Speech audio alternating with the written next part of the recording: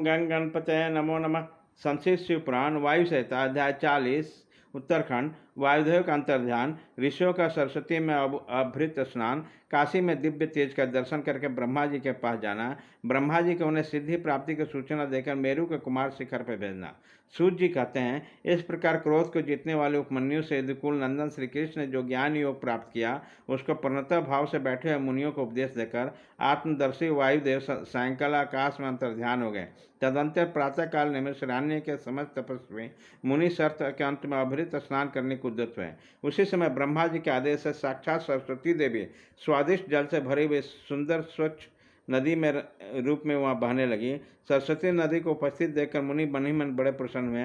उन्होंने सत्र समाप्त करके उसमें स्नान आरंभ किया। उस नदी के मंगलमय जल से देवता आदि तर्पण करके पूर्व वृत्तांत का स्मरण करते हुए सबके सब बनारस पुरी को चल दिए। उसी समय हिमालय के चरणों में निकलकर दक्षिण की ओर बहने वाली भगीरथी का दर्शन करके उन ऋषियों ने उनमें स्नान किया और भगीरथ के किनारे का मार्ग पकड़कर वो आगे बढ़े। तदंतर बनारसी में पहुंचकर उन सबको बड़ी प्रसन्नता हुई। वहां उत्तर वाहिनी गंगा में स्नान करके उन्होंने अभिमुक्तेश्वर लिंग का दर्शन करके उनका विधिवत पूजन किया। पूजन करने के पश्चात जब वो चलने के उद्यत हुआ, तब उन्हें आकाश में एक दिव्य और परम अद्भुत प्रकाशमान तेज देखा, जो करोड़ों सूर्य के समान जान पड़ता। उसमें अपने प्रभा के प्रसार से संपूर्ण दिग्गंत को व्याप्त कर लिया। तदंतर उन्होंने शरीर में भस्म लगा रखा था, वो सैकड़ों सिद्ध पशुपति मुनि निकट जाकर उसके तेज में लीन हो गए। उन तपस्वी महात्माओं के इस प्रकार लीन हो जाने पर वो तेज तत्काल अदृश्य हो गया। वह एक अद्भुत सी घटना घटित हुई। उन महान आश्चर्य को देखकर नैमिषारण्य के निवासी महर्षि यह क्या है, इस बात को न जानते हुए ब्रह्म भवन को चले गए। उसके जाने से पहले ही लोक पावन पवन देव वहाँ जा पहुँचे। उन्होंने नैमिषारण्य वाली ऋषियों के जिस प्रकार साक्षात्कार हुआ, जिस तरह से उनकी बातचीत हुई, उन ऋषियों की शुद्ध बुद्धि जिस प्रकार पार्षदों सहित सांब सदाशिव में लगी रहती है, और जिस प्रकार जग प्राण ऋषियों का दीर्घकालिक यज्ञ पूरा हुआ, वह सारी बातें जगत सृष्टि ब्रह्मयोनि ब्रह्मा जी को बताई। फिर उन्होंने कार्य के लिए उनकी आज्ञा देकर वो अपने नगर को चले गए। तदंतर अपने स्थान पर बैठे हुए ब्रह्मा जी के गान की कला में परस्पर स्पर्धा रखने और विवाद रखने के तुम्बरू और नारद के गान सहित रस का आस्वादन करते हुए मध्यस्थता करने लगे। उसी समय वो गंधर्वाओं और अप्सराओं में सेवित होकर सुखपूर्वक बैठे थे। उस बेला में किसी बाहरी व्यक्ति को वहाँ जाने का अवसर नहीं दिया जाता। इसलिए जब नैमिषारण्य निवासी मुनि वहाँ पहुँचे, तब द्वारपालों ने उन्हें द्वार पर रोक दिया। वह मुनि ब्रह्म भवन में बाहरी पार्श्व भाग में बैठ गए। इधर संगीत गोष्ठी में नारद ने तंबुरों की समानता प्राप्त की। तब परमेश्वरी ब्रह्मा ने उन्हें तंबुरों के साथ रहने की आज्ञा दी और वह पारस्परिक स्पर्धा को त्याग कर तंबुरों के प्रथम मित्र हो गए।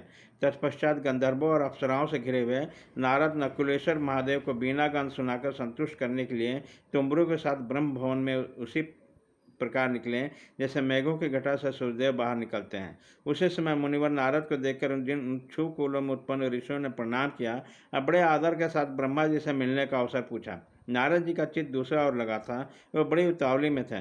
अतः उनके पूछने पर बोले, यही अवसर है, आप लोग भीतर जाइए। यह कहते हुए वो चले गए। तदनंतर द्वारपालों ने ब्रह्मा जी को ऋषियों के आगमन की सूचना दी। उनकी आज्ञा के पाकर वे सब एक साथ ब्रह्मा जी के भवन में प्रविष्ट हुए। भीतर जाकर उन्होंने दूर से दंड की भांति पृथ्वी पर गिरकर ब्रह्मा जी को प्रणाम किया। फिर उनका आदेश पाकर और ऋषि उनके पास गए और चारों ओर उनके घेर कर बैठे। उन्हें वहाँ बैठे देख कमलासन ब्रह्मा ने उनको कुशल समाचार पूछा और बताया कि मुझे तुम लोग का सारा वृत्तांत ज्ञात हो चुका है, क्योंकि वायुदेव ने यहाँ सब कुछ कहा है। अब तुम बताओ, जब वायुदेव तुम्हें कथा सुनकर अदृश्य हो गए तब तुमने क्या किया।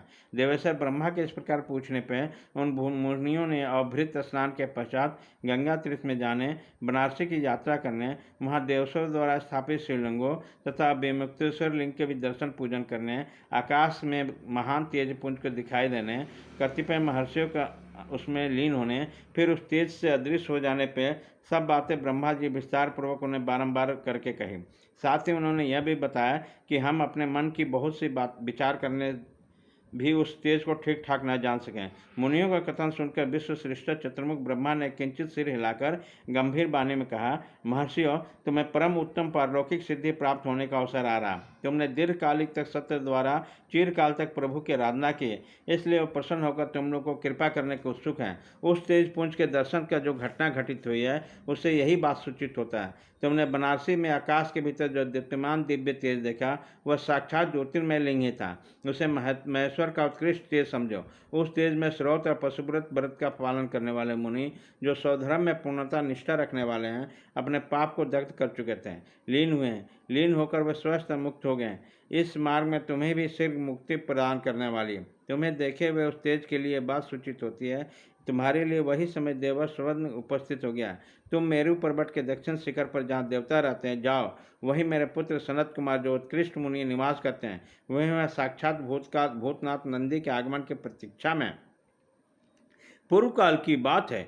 सनत कुमार अज्ञानवश अपने सभी योगियों का शिरोमणि मानने लगे, इसलिए दुर्विनीत हो गए। यही कारण उन्होंने किसी समय परमेश्वर श्री के सामने देखकर भी उनके लिए उचित अभ्युत्थान आदि सत्कार नहीं किया। वे अपने स्थान पर निर्भय बैठे रहे। उनके इस अपराध से कुपित होकर नंदी ने उसे बहुत बड़ा ऊँट बना दिया।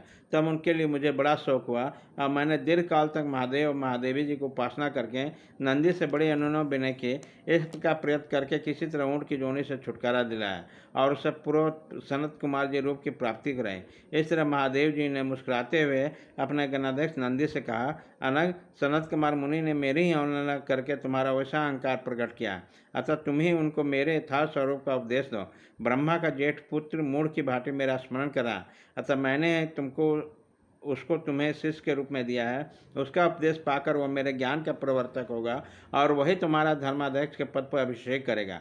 महादेव जी के ऐसा कहने पर समस्त भूत गणों के अध्यक्ष नंदी ने प्रातःकाल मस्तक झुकाकर स्वामी की ओर आज्ञा शिरोधार्य की तथा सनत कुमार जी भी इस आज्ञा से गणराज नंदी को प्रसन्न करने के लिए मेरू पर दुष्कर तपस्या कर रहे थे। गणाध्यक्ष नंदी के समागम से पहले ही तुम लोग सनत कुमार से मिलो, क्योंकि उन पर कृपा करने के लिए नंदी शीघ्र ही वहाँ आएंगे। विश्व योनि ब्रह्मा के इस प्रकार शीघ्र आदेश देकर भेजने पर वह मुनि मेरू पर्वत के दक्षिणवर्ती कुमार शिखर पर गए। अध्याय 40 खत्म।